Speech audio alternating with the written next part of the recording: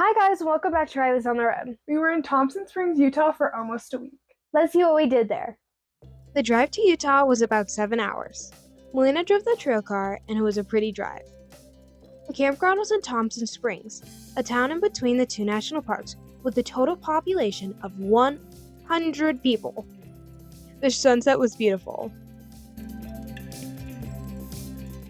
The first of the two national parks we went to was Canyonlands. There was quite a long wait to get in. We went on a drive around the park and got out at a few stops. Much of the park is undeveloped, so the stuff on this road is the only easily accessible part of the park, even though it's huge. We went on a small half-mile hike to Mesa Arch, which is one of the few natural stone arches in Canyonlands, and the first one of our trip. The views in this park were astounding. After some more driving and sights, we made it to the end viewpoint. It's pretty obvious why it's called Canyonlands. There's definitely no lack of canyons here. After that, we headed back to the visitor center and the girls got their junior ranger badges. On Sunday, we went to Arches National Park. With over 2,000 documented arches in the park, Arches has the densest collection of natural stone arches in the world, plus balanced rocks, pinnacles, fins, and lots of other formations. We drove through the park, looking at the sights until we got to Delicate Arch Trail. It was a steady uphill hike, just over 3 miles round trip. Delicate Arch is no doubt the most famous arch in the park, and one of the most famous geologic features in the world. It is 46 feet high and 32 feet wide, making it the largest freestanding arch in the park. It got its name from a 1934 article, describing it as the most delicately chiseled arch in the entire area. The way up was very strenuous and included quite a bit of shuffling up rocks, which I loved. When we made it to the top, it was just breathtaking. While Mom and Brietta stayed behind, Dad, Melina, Gemma, and I went around the basin and under the actual arch. It was very windy, but it was stunning and beautiful all the same. After that, we drove around, then went and looked at Landscape Arch. It was a much easier and shorter hike, 2 miles round trip, and was still pretty with all the red rock. Landscape Arch, at 306 feet long as a football field, is the longest arch in North America and the 5th longest in the world. It was super impressive and just huge. Because of its length, it is very heavy and very thin for its size, so the public is not allowed under it anymore, but we still got fairly close.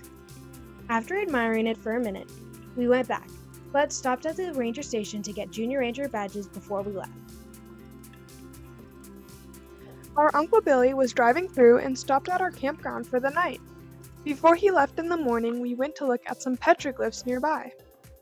Not only was there prehistoric art, but also graffiti from more recent times, but still very old.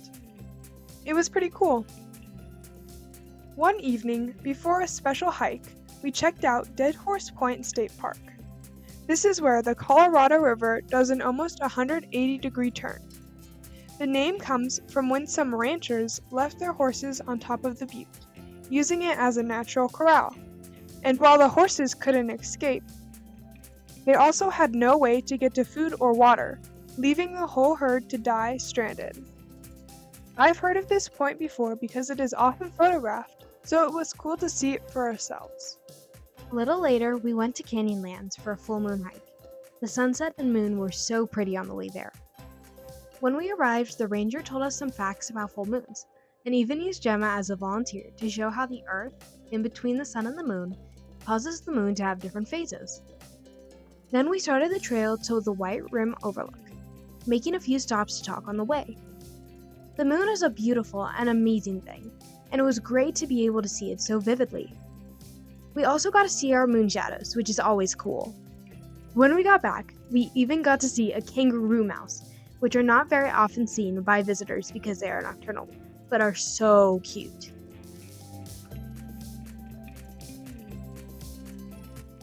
One night, we had dinner in downtown Moab and walked around the shops.